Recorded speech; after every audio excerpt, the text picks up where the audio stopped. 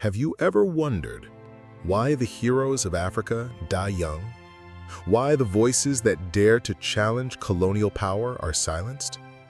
Why the story of this continent is never told by its own children, but by outsiders who neither know its languages nor feel its heartbeat? Tonight, I will tell you a story. A story of betrayal and blood, of stolen dreams and broken nations. A story they don't want you to hear. And once you hear it, you'll never see the world the same way again. Let us begin where their lies began. Congo, 1961. Patrice Lumumba, the flame of independence. He was not just a man, he was hope. He spoke to his people in their own tongue, with words that carried the fire of freedom. But hope is dangerous to those who feed on Africa's misery. The CIA plotted, Belgian mercenaries executed.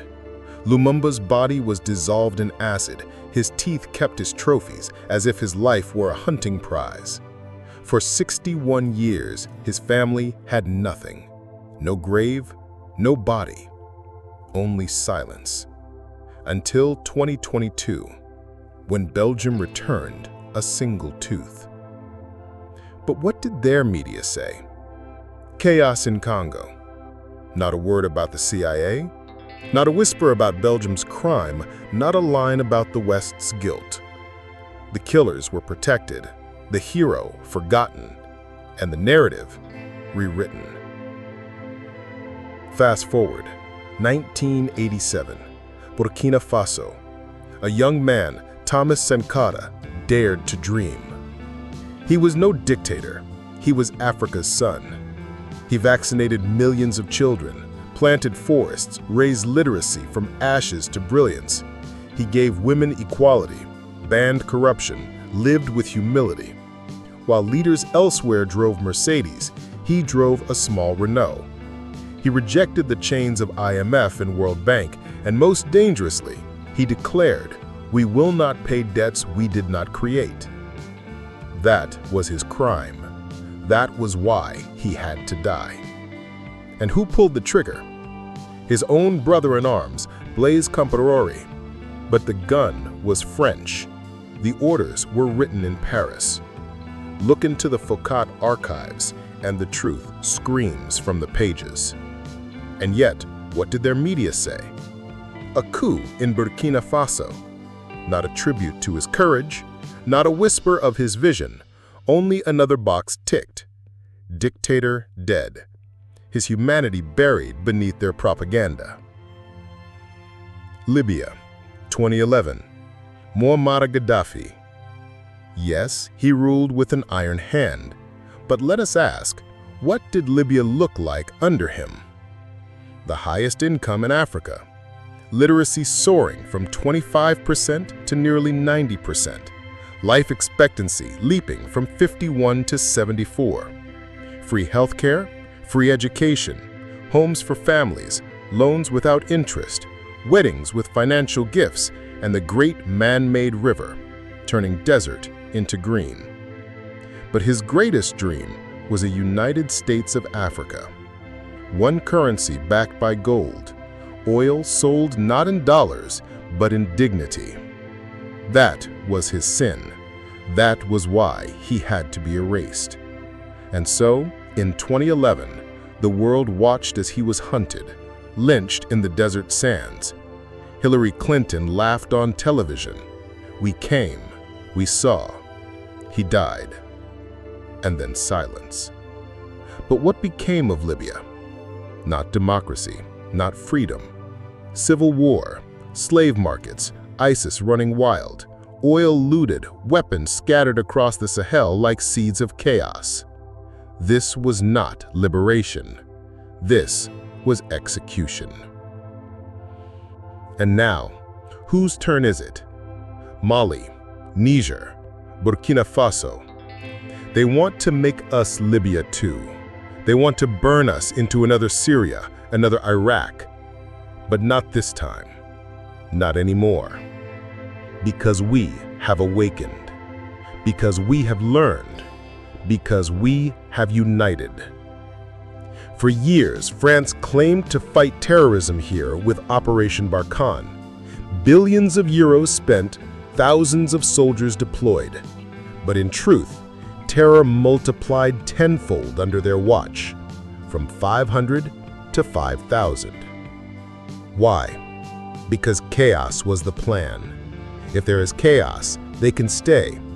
If there is terror, they can claim to protect. But the villages kept burning, the mines kept flowing, the pipelines kept safe. For them, not for us. And then they say, but Wagner is dangerous. Let me ask you, what is Wagner compared to your Foreign Legion? What is Wagner compared to Blackwater, to G4S, to Black Cube? You call them security companies when they are yours, but when they are ours, you call them mercenaries. Hypocrisy dressed in journalism. And let us ask, who created the very terror we are told to fear? Who armed Al-Qaeda in Afghanistan? The CIA, Pakistani's ISI, Saudi Arabia's money. Who supported the Taliban, called them freedom fighters against the Soviets? Who destroyed Iraq in 2003, disbanded its army, tortured its prisoners until they rose as ISIS?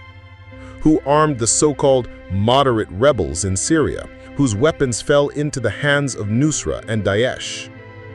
Who looted Gaddafi's weapons in Libya, spreading them like wildfire into Mali, Niger, Nigeria?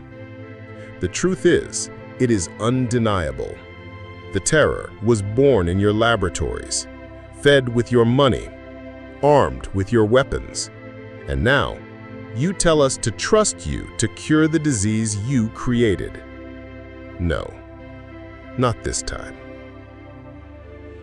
We are the children of this land. We know our soil. We know our rivers. We know the difference between a farmer and a fighter, a mother and a murderer. We do not fight from drones, thousands of kilometers away. We fight face to face, with honor, with courage, with sacrifice. And that is why we will win. Because the righteous always win. Because those who fight for their people, for their land, for their future, cannot be defeated. So let the media lie. Let the experts sneer. Let the empires tremble. A storm is rising. A generation is awakening. 600 million young Africans, angry, connected, unafraid. They are the new army. They are the new weapon. They are the new dawn. And in this dawn, Africa will no longer be your story. Africa will write its own story. Not of slaves, not of colonies, not of victims, but of victors. And when that day comes, the world will finally see. Africa was never weak. Africa was never poor. Africa was robbed. And Africa has risen.